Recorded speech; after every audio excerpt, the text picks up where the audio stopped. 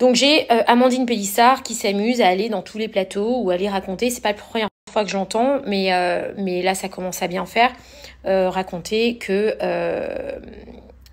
on lui doit 15 000 euros, enfin que la société lui doit 15 000 euros, parce que ça aussi, il y a un problème aussi en France, je sais pas, il y a des gens qui n'arrivent pas à faire la différence entre une personne morale et une personne physique, donc ça serait bien déjà qu'ils apprennent un peu la loi, qu'ils apprennent un peu à se renseigner sur ce que c'est l'entrepreneuriat, parce qu'il y en a beaucoup qui s'inventent entrepreneurs, ils marquent dans leur bio femme d'affaires, je suis businesswoman, etc., mais ils savent même pas la différence entre une personne morale et une personne physique, donc ça serait bien déjà de se renseigner là-dessus.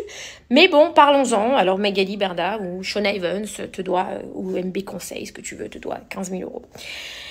Ça fait 2 ans que je me fais défoncer, que je dis rien. C'est-à-dire que vous me voyez tout le temps parler du cyberharcèlement, dénoncer mes conditions de vie depuis 2 ans, dénoncer l'acharnement que je subis, mais en aucun cas, à aucun moment et jamais, je n'ai pris un influenceur et je l'ai attaqué sur sa vie privée. J'ai fait ce que certains m'ont fait, hein, c'est-à-dire que je n'ai jamais fait ça. Balancer ses informations, le dénoncer sur ce qu'il a pu faire, le lyncher, raconter sa vie, raconter sur quoi je les ai couverts, raconter sur des choses, etc. Parce qu'en fait, c'est pas moi, c'est pas ma façon de faire, j'aime pas ça. Je veux pas faire aux gens ce qu'on me fait. Et en fait, j'ai pas envie de faire ce que moi-même je dénonce, en fait. Et donc, je pense que le fait que je ne réponde pas et que du coup je ne me défende pas parce que je me dis qu'il faut être au-dessus, parce qu'à chaque fois qu'on m'attaque, et puis ça a été tous les jours hein, depuis 2 ans, vous le savez, j'invente rien, et ben on me dit mais ne réponds pas, mais ne truc. Mais en fait mon image elle s'est fait massacrer parce que justement j'ai pas répondu. Parce que je ne réponds à rien, parce que je ne me justifie pas, et ben du coup mon image elle s'est fait défoncer. Et maintenant tout le monde se croit en roue libre d'aller raconter n'importe quoi. Et tout le monde profite de la situation où oui, parce que depuis 2 ans je me suis pété la gueule, à juste titre, et je pense.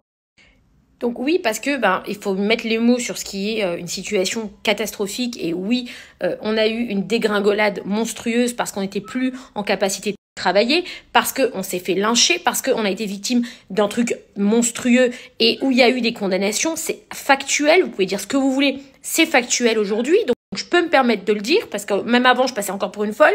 Mais aujourd'hui, c'est factuel. Eh bien, on ne pouvait plus bosser. Bref, et en fait, je me suis toujours refusée à dire, tu sais quoi, cette personne-là, ce qu'elle est partie raconter, moi, je vais raconter ma version, je vais poster les messages, je vais poster des notes audio, je vais dire la vérité, etc., etc. Et du coup, comme je ne fais pas ça, parce que j'ai pas envie de rentrer dans ce jeu-là, parce que je trouve ça malsain, et parce que moi, je pars du principe où faut pas cracher dans la soupe qui t'a nourri. Et donc, j'estime que ces influenceurs avec qui j'ai travaillé, je les ai nourris, mais eux aussi m'ont nourri. On va pas se mentir. Donc, du coup, si je commence à me comporter d'une certaine manière comme eux ils font, ça veut dire que je vais cracher dans la soupe qui m'a nourri et j'ai pas envie de faire comme eux. Donc, je me fais attaquer depuis 2 ans. Où, limite, c'est devenu une mode maintenant. Hein, ça fait du buzz, ça fait cliquer, Du coup, ça rachète leur image à certains, pas à tous. Hein. Je mélange pas tout le monde parce que j'en ai certains que je respecte et à la vie, à la mort, je les respecterai. Qui se sont super bien comportés avec moi. Malgré que j'étais en bas, par terre, ce que vous voulez. J'étais en haut, ils étaient avec moi. J'étais en bas, ils m'ont respecté et ils m'ont... Voilà. Et puis, il y en a une minorité quand même, heureusement, qui... en fait, je sais pas si c'est pour se racheter leur image, si c'est pour se faire passer pour des gens bien maintenant, du coup. Ou alors, si c'est parce que c'est à la mode, ça fait cliquer, ça fait un peu de buzz aussi en même temps. Et ils y vont en roue libre. Et comme je dis rien, et ça fait 2 ans que je dis rien, ils se permettent d'y aller encore plus. Et je vois Amandine Pélissard qui va aujourd'hui dire... Mais non, mais moi aussi, elle me donne de l'argent, rends l'argent. Mais attendez, pause, mais vraiment pause, parce que là, je suis plus là. Et là, mon cerveau, il est en train de vriller. Et je pense que si vous seriez à ma place, est-ce que vous arriveriez à vivre comme ça, avec autant de gens toute la journée, qui parlent, qui racontent leur histoire?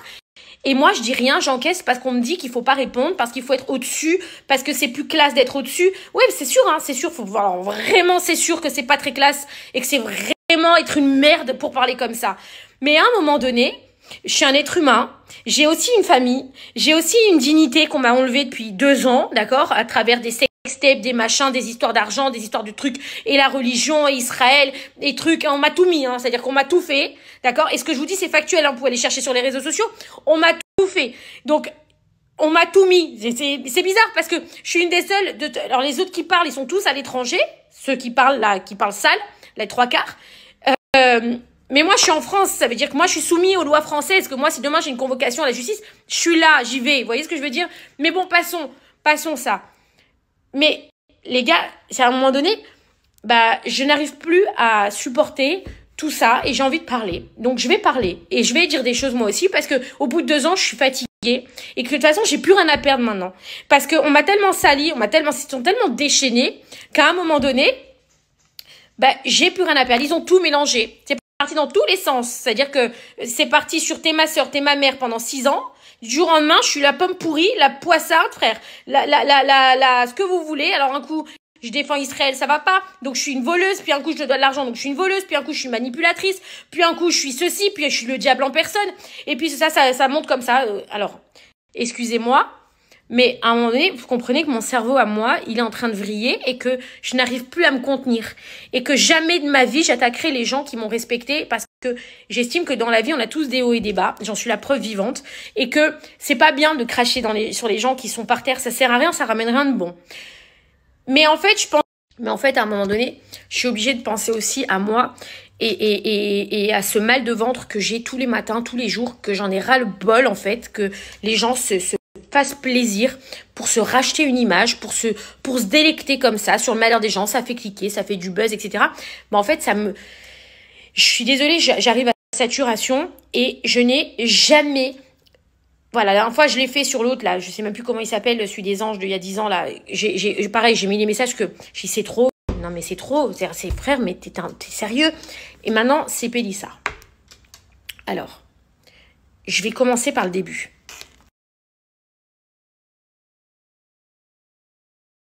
Alors, Amandine Pélissard, à la base, c'est une personne que j'ai toujours bien aimée. C'est une fille que j'ai toujours kiffée. Bon. Elle-même m'écrivait, mais comment ces gens-là sont ingrats avec toi, nanana, bref, je m'en fous, c'est pas... Parce qu'à ce moment-là, ben, on arrivait à la régler, on l'a payé, il n'y a pas de problème, donc forcément, j'avais raison. Parce que quand il y a de l'argent, vous avez raison. Mais quand il n'y a plus d'argent pour alimenter, vous avez forcément tort. Vous êtes forcément une merde. Il y a beaucoup d'entrepreneurs qui vont se reconnaître dans ce que je dis. C'est comme ça, c'est l'humain. Bref. Donc, Amandine m'adorait. Et je l'adorais. Et puis, un jour, Amandine donc m'envoyait effectivement ses factures. Je l'ai passé au règlement. Mon mari lui envoie un chèque d'une facture qu'elle nous fait donc pour ses prestations d'octobre. Elle nous envoie sa facture en novembre. Donc on n'est pas sur ce qu'elle raconte qu'on lui devait 3 mois. C'est pas vrai. Facture d'octobre. Je vais vous montrer les dates. On lui envoie son chèque en novembre. J'ai sa facture, je vais vous la poster aussi. Non, parce que maintenant, je suis obligée de faire du factuel parce que j'en ai marre, en fait. J'en ai marre qu'on me fasse passer pour un diable. Je suis fatiguée. Comprenez-moi, mettez-vous à ma place. J'en ai ras le cul, excusez-moi du terme. J'en ai marre. Je peux plus supporter ces gens, je peux plus. Donc, maintenant, on y va factuel. Et si j'ai tort, j'ai tort. Il n'y a pas de problème. Moi, j'assume à 1000%, mais il y a des fois, j'ai pas tort, les gars. Donc, bref. Donc, elle nous envoie sa facture en octobre. On lui envoie son chèque en novembre. Elle m'appelle. Elle me dit, Magali, j'ai un problème, mon chèque est rejeté. Je dis, mais comment ça se fait que ton chèque est rejeté? Puisqu'on a les fonds sur le compte. Enfin, il n'y a pas de raison que ton chèque soit rejeté. S'il te plaît, fais-moi un virement. Alors, je lui dis, bah non, je peux pas. Attends, je vais voir avec Steph, tout ça. Donc, je vais voir mon mari. Je lui dis, écoute, Amandine, elle a son chèque. Elle me dit, mais non, impossible. Il me montre le solde du compte, qu'il y avait l'argent sur le compte, qu'il n'y a pas de raison que son chèque soit rejeté. J'écoute Amandine, moi, mon mari ne veut pas te faire de virement, puisque bah, il ne comprend pas pourquoi le chèque est rejeté. Donc, attends, il va appeler la banque. Ce qui est normal. Et là, donc je raccroche et quand elle comprend qu'on va appeler la banque, eh bien, elle m'écrit un long message. Un long message où en fait, elle m'avoue que le chèque n'a pas été rejeté pour absence de provision. Il a été rejeté parce qu'elle l'a trafiqué, elle l'a falsifié. Elle a mis un 1 devant. Donc cette femme a voulu nous voler 10 000 euros, c'est-à-dire qu'elle a transformé ce chèque en 15 000 euros. C'est-à-dire qu'en fait, elle l'avoue sur un message écrit que elle a des problèmes personnels, qu'elle s'en excuse, que ça ne se reproduira pas, que maintenant elle va arrêter donc de me demander des chèques, que maintenant genre on peut la payer par virement, comme ça moi elle peut plus nous trafiquer des chèques, il faut que je lui fasse confiance, que ça ne se reproduira plus, qu'elle va se défoncer au travail, parce qu'en fait ça faisait des mois. À chaque fois, c'était une galère parce qu'en fait elle faisait pas ses postes, parce qu'elle a des problèmes, elle avait des problèmes que malgré ce qu'elle continue à faire, malgré ce qu'elle fait là où elle me salit gratuitement, je ne vous dirai même pas parce que, en fait, je sais pas, je suis pas comme ça et j'ai pas envie de... Mais elle le sait. Donc, elle avait des problèmes personnelles qui faisaient qu'elle ne pouvait pas être à 100% attentive au boulot et faire les choses correctement. Donc, on n'arrivait pas à respecter les délais, les marques, les machins, etc. Bon, c'était tout le temps une galère. Et donc, elle s'excuse et elle me dit « Je suis désolée, je vais vraiment faire ce qu'il faut pour être au top et tout. » Je vous poste le message.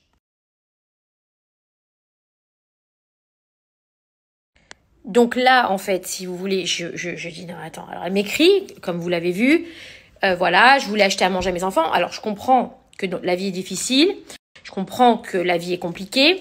On parle pas de 1 500 € comme beaucoup de gens qui gagnent en France et qui ont beaucoup d'enfants et que c'est difficile et je l'entends. On parle quand même de sommes qui sont conséquentes. Ça justifie pas de trafiquer un chèque parce qu'elle m'écrit, je voulais acheter à manger à mes enfants, mais 5 000 €, ça suffit pour acheter. Bon bref, après peut-être pas, hein, je suis peut-être folle, hein, mais je me dis, c'est quoi ces explications? Enfin, c'est lunaire.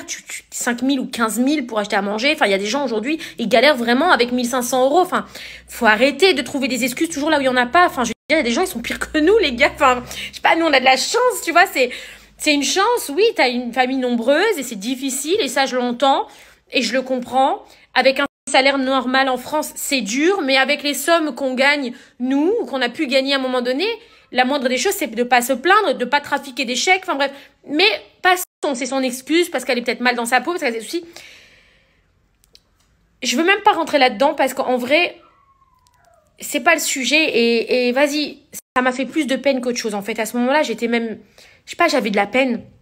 J'avais de la peine, je me suis dit, franchement, ça fait de la peine. Voilà, ça, à part me faire de la peine, c'est tout ce que ça m'a fait. J'étais même pas en colère contre elle. Et du coup, j'ai dit à mon mari, ne dépose pas plainte contre elle. Franchement, ça fait trop de la peine. Donc, je lui dis, Amandine, renvoie le chèque, s'il te plaît, à mon mari. Il veut le récupérer, parce que c'est quand même une folie que t'as fait, c'est une dinguerie. Donc, renvoie le chèque, s'il te plaît, à mon mari. Moi, je fais en sorte qu'il... Donc, moi, je parle à mon mari pour lui dire, voilà, dépose pas plainte contre elle, etc. Ça se fait pas. De toute façon, le chèque, il a été rejeté parce que la banque, ils se sont rendus compte que c'était un chèque qui avait été falsifié. Donc, ne dépose pas plainte contre elle. Elle a des enfants, elle a déjà eu des problèmes. Vas-y, on a tous eu des problèmes. On sait ce que c'est la vie. C'est des fois difficile. On fait des conneries, tu vois, etc. Ok. Stéphane, il me dit, ok, vas-y, mais juste, je veux récupérer le chèque. Elle me dit, envoie-moi un virement des 5 000 € et après, je te renvoie le chèque. Mon mari me dit, écoute, faut pas abuser. T'as vu, je laisse pas un chèque dans la nature comme ça. Donc, tu lui dis qu'elle me renvoie le chèque et on lui refera un virement. Ok, on dépose pas plainte, pas de souci. Ok. Et donc, je lui dis, renvoie-moi le chèque. Elle me dit, ok, dès que je le reçois, je te le renvoie. Une semaine après, Steph, il m'appelle, il me dit, Mag, tu te fous de ma gueule? Je lui dis quoi? Il me dit, tu me dis qu'elle s'est engagée, qu'elle va te rendre ton chèque. Elle vient de le redéposer à la banque. Il vient d'être débité 15 000 € parce qu'on ne sait pas pourquoi. La deuxième fois, peut-être la banque à ce moment-là, elle a moins fait attention. Elle a encaissé le chèque il est passé. Donc le premier chèque qui avait été refusé à la banque, elle l'avait reçu chez elle. Et donc, elle l'a remis à la banque. Alors, je l'appelle, tu me cherches la merde, en fait. T'es folle, toi, mais t'es une malade. Je dis, mais Amandine, t'es complètement tarée. Oui, mais tu me devais... Non, mais Amandine... Mais tu me devais faire mon virement. Mais Amandine, je devais te faire un virement de 5 000 € quand tu nous renvoies le chèque que t'as falsifié. T'es en train d'encaisser un chèque de 15 000 €. Mais t'es folle. Et en plus, moi, j'arrive à le convaincre qu'il dépose pas plainte. Sauf qu'ils ont débité. Steph, donc, il appelle la banque. La banque lui écrit noir sur blanc. Et je vais vous le poster aussi. Pour faire opposition à ce chèque, vous devez déposer plainte. Sinon, on ne peut pas vous rendre les 15 000 €. Je l'ai fait même appeler par mon avocate à l'époque pour essayer de lui faire comprendre parce que ça m'a arraché le cœur et vraiment, je vous jure, c'est ce que j'ai plus sain, de plus fort que... Je voulais pas que Steph, il dépose plainte contre elle. Pourquoi? Parce que déjà, à la base, c'était une copine. Je l'aimais bien. On bossait ensemble. Elle a des enfants. Elle a une famille. Vas-y, flemme, tu vois. Et ça me faisait chier de faire ça, même si, en fait, de nous, elle en avait rien à foutre. Et c'est ce qu'il m'a expliqué moi. Il dit, mais tu te rends compte qu'elle semble... Tu me parles de pas déposer plainte, mais en fait, enfin, nous aussi, on a des enfants. Nous aussi, il y a une entreprise avec des employés, avec des charges, avec des impôts, avec tout ça. Mais il me dit, mais c'est pas possible, en fait. On a été gentils. On lui a dit juste, renvoie le chèque, on le récupère. Voilà. Ce qui est normal et ce que je pense que tout le monde aurait fait. Et après, oui, cette facture, elle est due, mais c'est pas 15 000 € la facture, c'est 5. Donc voilà. Et bref, Et il a été déposé plainte. Donc, de ce fait, il a pu faire opposition au chèque et on a été recrédité des 15 000 euros. La plainte est encore en cours. J'ai jamais voulu en parler sur les réseaux sociaux parce que moi, j'estime que laver son linge sale en public, et surtout dans un cadre professionnel, ça se fait pas. Donc, j'ai gardé ça pour moi, et mon mari aussi. On l'a pas sali, on n'a pas voulu l'humilier, on n'a pas voulu poster le message, comme plein ce serait... Tout le monde aurait profité de cette situation pour faire du buzz, pour dire « Ouais, regardez ce qu'on a fait, nanana. » Nous, on n'a pas voulu en parler. Parce que, en fait, je trouve que c'était humiliant pour elle de faire ça. Et que quand une personne, elle est en bas, et quand une personne, elle va mal, parce que pour faire ça, il faut aller mal, et d'ailleurs, elle me le dit, noir sur blanc, qu'elle va mal, et ça sert à rien de l'écraser et d'en rajouter une couche. Donc, on l'a pas fait. Et en plus, moi, je suis dans une période où je me faisais lyncher. C'était en novembre 2022.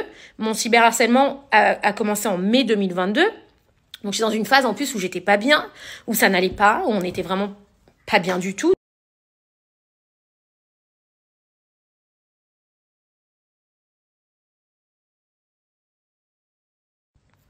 Amandine n'a jamais renvoyé le chèque.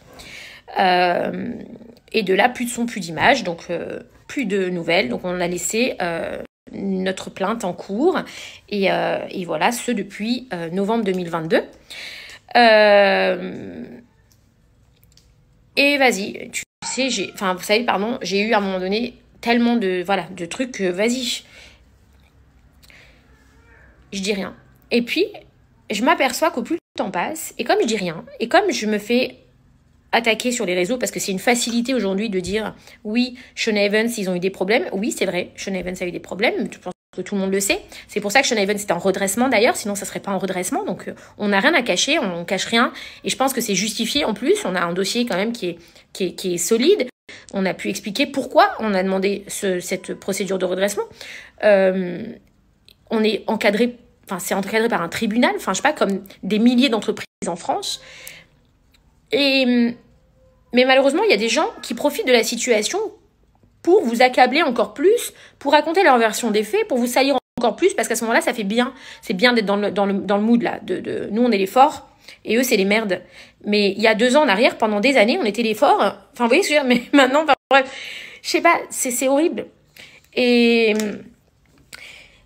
en fait, je vois donc cette interview de Amandine Pélissard aujourd'hui qui dit « Ah ouais, rends l'argent, moi aussi on me doit 15 000 euros. » Je dis « Non mais attends, c'est une blague. » Je rêve là. Je rêve. C'est-à-dire qu'on l'a épargné de cette humiliation. On a gardé ça pour nous. On a été les plus gentils du monde. On a été corrects. On n'a pas voulu t'enfoncer alors qu'on aurait pu le faire 15 fois. Et on dit rien. Et on encaisse les coups. Et on encaisse. Alors que dans l'histoire, de toute notre histoire, peut-être qu'il y a des torts, peut-être qu'il y a des raisons, j'en sais rien. Mais c'est-à-dire que même les gens maintenant où ils nous ont fait des dingueries,